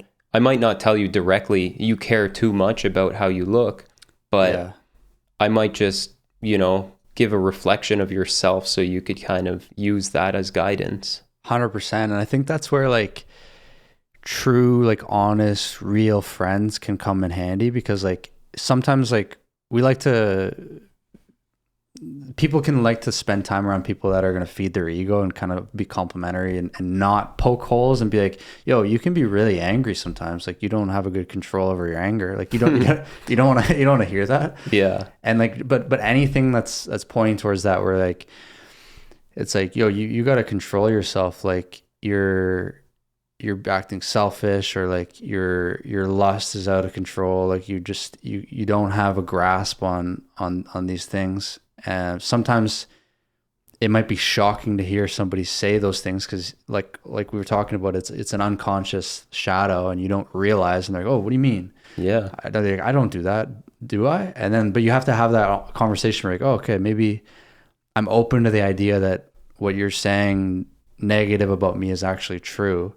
And that way you can be honest with yourself and integrate it. And the depths of the shadow, like I think Carl Jung said, is that the depths of the shadow go all the way to hell. So it's like, you might think like, oh, maybe sometimes I'm a little selfish or whatever. It's like, no, like humanity can be truly evil. And unless you kind of acknowledge that darkness can exist within the average human being, you don't have a good chance at putting the brakes on it. And so like, there's examples that we can give of like wars and like the Nazi concentration camps. They, in some surprising dark way, a lot of them fully got on board. And so you might think like, oh, if I existed in Germany in the 1940s, like, there's no way I wouldn't have been participated. I think realizations like that are important, that you think like, no, I can't be, there's no way I would have been so tribal and so like wanting to destroy the other groups and wanting to like come after Jews or other, or like people with disabilities, like whatever the people the Nazis targeted. Mm-hmm. You would think like that doesn't exist in me. There's no possible way that I could be thinking in those terms. Yeah. Well, the Germans were just humans like you and I are in that time. And they were persuaded, and they kind of ended up doing horrific things to other human beings. And so I think it's important to acknowledge that that exists. Like that Russian author Solzhenitsyn says, in the heart of every man, good and horrific evil is a potential, but you need to kind of be aware of that, and then you can put the brakes on it. Yeah. So do you think that there is really a difference between, like, this might sound super basic, but good and bad? Because when I was reading that book, A New Earth, really my take on it is, or maybe not my take, but what I understood from the book was that negativity is just like being unaware, or the absence of, like, being unaware of your ego, you know? Right. But then I'm wondering if there really are certain things that are negative, like greed or selfishness, you know, because in some ways those can protect you. If you're greedy and you're struggling, you might actually have some protection from being greedy. Yeah. You know, but then the real negativity is the lack of awareness that would come with greed. And that's what a lot of like people like world leaders, like you just mentioned in your example, are suffering from, is greed without awareness. Right. You know, but the greed itself, I don't know if it's necessarily negative or positive. Yeah, and I feel like that's part of like integrating a lot of these things into yourself, is that like you come to the full acceptance that I don't need to be ashamed for having these things, because like that wouldn't be full acceptance. You realize like, oh, I could be greedy, but simultaneously recognizing that I have the capacity to be greedy or selfish or lustful or whatever. Mm-hmm. But there's a time and a place where it's applicable, like same like anger, like there's times and place, like lust, anger, there's a time and a place for these things. And yeah, you just greed, one might say, oh, there's no time and place for that. But like, I think recognizing that just like as a human being, we are what we are. Evolution, or if you're religious, whatever, like you can say like human beings have reached a place where it made sense at times you'd be selfish when resources are scarce and you're trying to survive, and you're a little bit greedy or whatever it is. So it makes sense that some of these things that they exist. But yeah, like now we start getting into like the objectivity of like morality of like, well, what is good and what is evil, and are you sure that those things are evil, or are you sure they're good? Yeah. I think the way that you can tell is like kind of on like a long-term time horizon. So it's like, okay, well, if you're not sure if being greedy is good or bad, try like, how about you go and be greedy for the next 6 months and see what happens? You know what I mean? But like, just rampage. But like it's like, how about you let your lust take control of you for the next 6 months, and you kind of go, or how about you let your anger, how about you, like all these things, right? And see what happens. It's like, because there is a legitimate like thought experiment where you're like, well, how do we know for sure that those are good or bad? And I think you can tell when on a long time frame you go practicing certain traits and certain certain characteristics, and see, does it make you feel good? Does your conscience feel good or bad? Like, are you? And so I think kind of that inner conscious kind of acts as a compass, and that tells us whether things are good or bad. Yeah. And like I said, there might be a time where it's like, oh, that was good that you got angry there, because like you were getting abused or taken advantage of or whatever, or like, yeah. So I think trying to listen to your conscience, which would benefit from meditation and being more conscious of yourself, is like having a better like hand on the pulse of your conscience, because you might, it's not guaranteed that you're going to be super aware of that. Like you might just be operating in the world unconsciously, and then you look back and you're like, yeah, that was just fate, I guess. I don't even know how I got here. Yeah. One of my favorite questions to bring things that are in your shadow out of your shadow, when you're doing that self-reflection, is how does this serve me? And at first glance, or at first thought, you might just think, yeah, that doesn't serve me. But there's a reason that you keep doing it, or you're repressing it, you know? And it could go both ways. Like if you're repressing something, well, how does repressing it serve you? Right. Or if it's something that's maybe in the ego, which is opposite to the shadow, how does that serve you? And then it could paint a really good picture of the deeper reason that you're doing certain things or that you're feeling certain ways. Because maybe it comes down to insecurities you might have. Right. And really the habits you have, or the things you do, the behaviors you act, is just a self-protection mechanism to avoid getting triggered by that insecurity or trauma, Yeah. I think, yeah, the ego and the shadow really do go hand in hand. Like it's a protective mechanism so that your ego doesn't get hit. So you deny, there's all sorts of defense mechanisms that your ego has. And like, that's why Eckhart Tolle, he often describes it like, maybe not in these words exactly, but like the savage beast that's like unrelenting, that you just got to keep trying to like take down, because it just, it's just starving, and it craves more, and it's going to fight. It'll put up a big fight. It'll use tools like rationalization. Like I was saying at the coffee shop, you rationalize, no, how could it be actually that I do look good, but maybe it was that person that was, they were like an idiot, or they're ugly or whatever. So I don't have their opinions stick to me. So you rationalize your way out of it.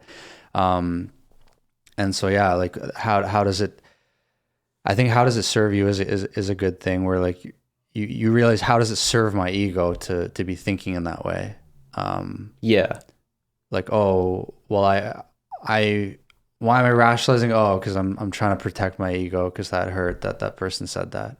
And then you realize that, like, oh yeah, I'll be honest, I get insecure about my clothes or whatever it is, right? Like you just, and that could be something that is also kind of repressed, is that like you get insecure, like or you get vulnerable, or like whatever. It's like certain vulnerabilities, like those can all be things that you reject in yourself as well. You pretend like, oh no, I'm like a saintly, like tough as nails. Like, it's like, well, is that true?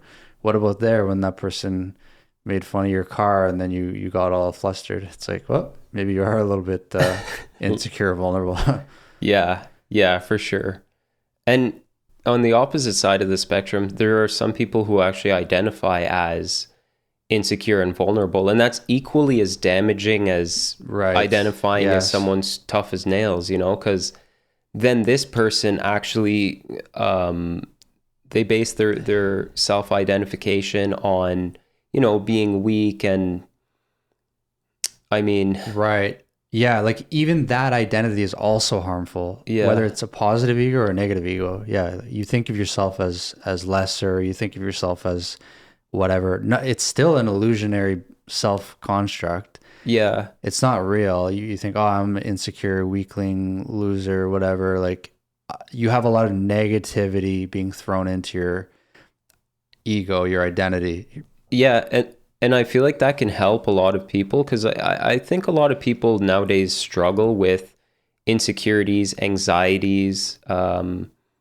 things around that. So to feel like that those insecurities or weaknesses or flaws you have form your identity, it's a heavy weight to bear. But then there's a sense of freedom or relief that comes from the realization that that is not who you are, and who you are is just it's hard to put a word to it, but it's just you exist. You are a form of life, and everything else is secondary to that. Everything else is kind of just ego, where it's your thoughts, your behaviors, your emotions. And it's tough to make that distinction between my emotions feel so real. How is that not who I am? But one who thinks that just has to practice the awareness of seeing that emotion from like a third person perspective, and realizing that it doesn't actually have control over you. You just let it have control over you. Right. Yeah. Like you are not your thoughts and your emotions. Yeah. They appear within you. And I think emotions are actually kind of a good, they can be good to highlight what you think and believe about yourself, because a lot of the thoughts that we have throughout the day are totally unconscious, and we don't really have a good grasp on what we're even thinking. Like probably like a million thoughts a day. We don't really, we pick up only a small percentage of them. Like most of what's going on is totally unconscious. But I think the emotions, they force us to like kind of snap and wake up a little bit. You're like, oh God, like I do feel so anxious. And then you can use that as like a trigger to say like, well, let me think about this. Like why do I feel so nervous, or why do I feel so this? And then you can go down a kind of a rabbit hole of like, oh, I've realized that like, I guess I'm worried about looking like a fool, or I'm worried about this or that, right? And the emotion can almost be the starting point sometimes, because it's harder to be unconscious of the emotion. Not impossible, but harder, I think. Yeah, exactly. And anxiety is a good example, because there are certain things you could do, like we talked about going out in nature, but if you don't have access to nature, to avoid feeling anxious, a good practice is just to feel your own senses, to be more mindful. Yeah. Like feel how it feels to be pushing your weight, or having gravity pull you against the chair you're sitting on, or the odorless smell of the air. I don't know, there might be an aroma around you at the time, or I don't know, closing the eyes helps a lot, but really getting in touch with the existence that you are, rather than the feelings that comes with it. Because at the end of the day, everyone's going through their chaotic lives, but like you can get so much like relief, or even recharge your batteries in a sense, by just like having a few moments of getting back in touch with yourself, and not like your egoic self, not your identity, but just your existence, Yeah. And I feel like the bigger the gap you can create between like you, the observer, and you, the thinker, the more likely you're going to be able to like realize like the absurdity, or like how that type of thinking is not serving you. Like I can get like super worried about, oh, did I leave the oven on, or did I like lock my door or whatever, to the point where like sometimes my heart will beat like super fast, for like, especially when I go on vacation. Oh yeah, you're cooked. Oven's on. Well, like electricity bill like, skyrockets. The door, where like I'll leave my house and I'm like, oh God, did I fucking leave the door unlocked? And I'll be like super worried, and I'll go check, and then it was locked. And then like I've been traveling, and I'll jump in an Uber, like go to the airport, and I've had moments where I'm in the Uber and I'm like, God, I think I left it unlocked. Yeah. But then like this has happened enough to me that I'm kind of aware that I can be like this, or I can be like almost like paranoid, and I'll check like fucking a few times to see, oh, is the oven off? Is the door locked? Whatever. Is my car locked? All these things. And then you start to realize like almost the like humor in it where like my heart's pounding and I'm like, what the hell? Like this is just like, this is just my body's trying to be like self-protective. It's trying to help, be like, oh, you better check because there could be real bad things that happen if you leave the oven on or you leave the, but it's like overreacting and you can almost see like the absurdity in it. You're like, my body's just fucking, it wants to make sure that I don't burn my house on fire, but like it's kind of like it's overreacting and I can see that. But if you're so closely tied to it that you're not able to observe the way you're thinking about it, then you're just in that dream state where you're just more panicking rather than like observing, oh yeah, it's classic me. I get like paranoid and think about this stuff 10 times to make sure that I did it properly and that's the difference, I think. Yeah. So what advice would you give the viewers about the voice in their heads? Because everyone has a subconscious voice, or whether you call it subconscious or, you know, your inner voice, whatever it is. What kind of advice would you give to someone about that? Like if their inner voice is harmful for them, like if there are a lot of negative thoughts. Like what's the function and the benefit of it? Yeah. I mean, like it's the tool you use to think and operate in the world. So that's the function, is like this, your thoughts are doing their best a lot of the times. Like it based on like your genetics, your conditioning, like me thinking so much about the oven, it's just my thoughts, my brain's way of trying to keep me protected and keep my habitat like from getting ignited in flames and like not robbed and stuff like that. But yeah, I think as soon as you recognize it, the amount of suffering and the amount of like disturbance it can provide for you diminishes a lot. So it's like, oh, I see what I'm doing again. Oh, I have a tendency to worry so much, like, or I get like nervous when I like start a podcast or whatever it is. It's just like certain things. I think just the more you have kind of, you have like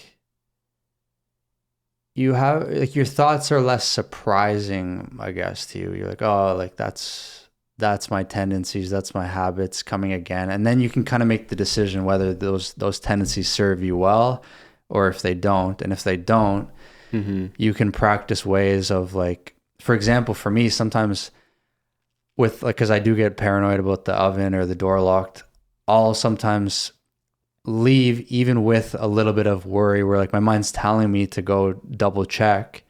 They go, oh, you should double check. And I just leave. Yeah, you like rolling the dice. but it's because I know, it's like I logically know that the oven is off and that I did lock the door because I have a memory of it. Yeah. But it's like the emotional lower level me that's like panicking. And you have to be able to override that. Like the logical, conscious, higher level you has to be able to be the one in control and say, no, those thoughts are you having? Like, I understand where they're coming from, but they're wrong and they don't apply here. Like, you're good to go. Yeah. And so, yeah. Yeah, that's fair. So the inner voice is the lower level you, and your thoughts, are your thoughts always the lower level you? No, that's the thing. I think the inner voice is not, it's a combination of the lower level and higher level. Like like your thoughts, they can stem from all sorts of places. You can be thinking in very emotional, irrational ways, but you can also be thinking in very clear, logical ways. And so your thoughts are capable of both, and your thoughts kind of act as your that inner voice that's rattling on all day long. And the true you, the consciousness, kind of, it doesn't really have any voice. It's just like a observational thing. Yeah. Like it just realizes that there's a thought and observes the thought. But the thoughts are not coming from you. They're just passing by, kind of like cars on a highway, and you're just you're just sitting on a bench watching the cars go by, right? Yeah, and you can never decide which car is going to go by next. Like I can never decide True. which thought's going to come up next. It just does. And you're like, "Oh, well that's a nice one," or that's like a Yeah. not so nice one.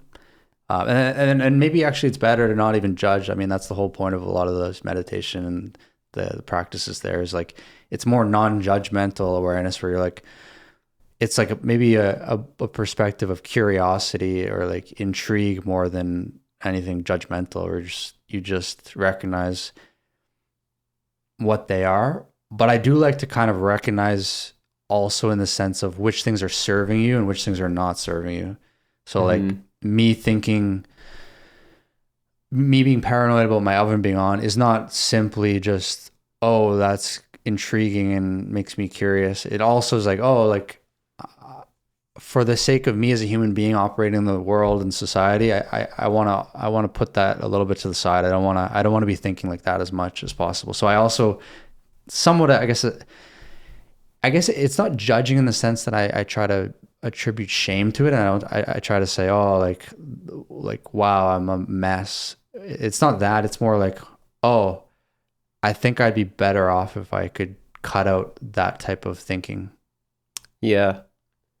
Yeah, for sure. How do you think feelings play into this? Because we've talked a lot about thoughts, but feelings is like undoubtedly something so natural in humans that it does feel sometimes, it feels that our emotions constitute what we are.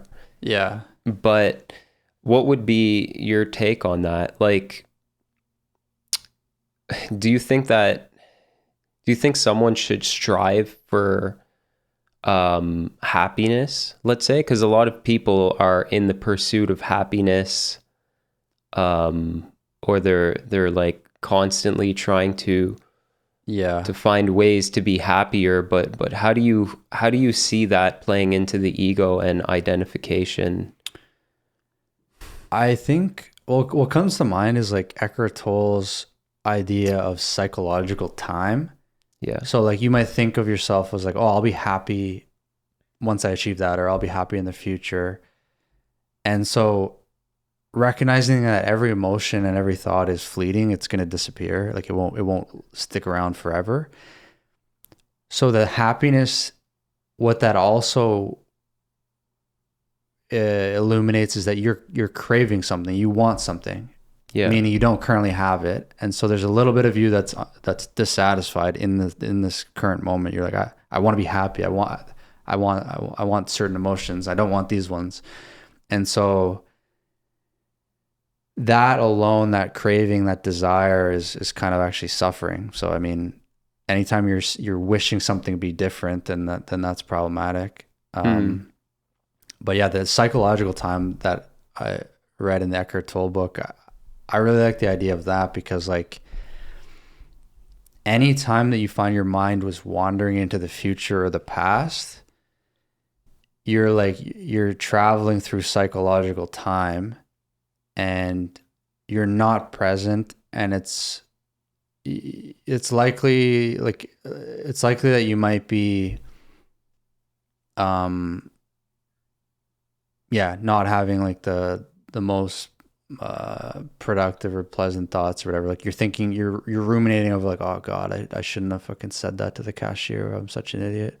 Like you're thinking about past things, or like, oh, like last year I can't believe like I like did that or whatever, right? And like, not to say you shouldn't reflect, but I'm just saying like whenever you're in those moments, you kind of get lost. You get lost in psychological time.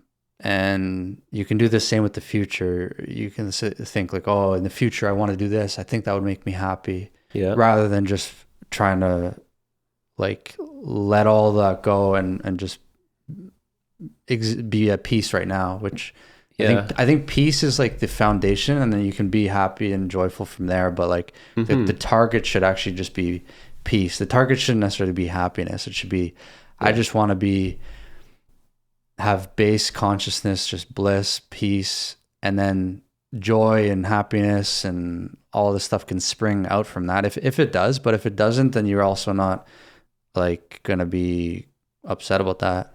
Yeah. I like that. It should be more of a pursuit for peace rather than happiness, because there's always going to be ups and downs in life, but essentially being at peace means being present in the current moment and being, I guess at peace, for lack of a better word, with your existence, and not being at peace with your belongings or how you've built up your identity to this point in time, but just being at peace with, like existing and just being on earth as a human being. Yeah. And I think like that's a good way to wrap up the podcast too, is like at the end of the day, just being on earth and existing is a magical miracle, truly. Like consciousness doesn't have to exist. It happens to exist for you and me and humans. I think it exists in other animals, but it's a mysterious blessing, and we just gotta enjoy existence. In the majority of the universe, consciousness is, as far as we know, it doesn't exist at all. Yeah. The vast galaxy, it barely exists, but it happens to exist here on planet Earth in us. And just enjoy it. Yeah, be thankful. Well, I know I'm thankful for it. So anyways, it was a pleasure, man. I'm grateful to be here as your guest. Yeah, man. Happy to have you here. I know you're like somebody that I feel like is one of the most like I guess you'd say like spiritual or like maybe self-aware. Oh like, man, that's too egoic to even say the most. Yeah, well, don't let it get to your head. But No, that's the thing. Like, you can still compliment people and not have it be. Sure, for sure. I appreciate that. But yeah, man, happy to chat with you. Always happy to chat with you, on or off the pod. But yeah, for sure. Yeah, thanks for everybody for listening too. Hope you enjoyed. Let's go onward from here.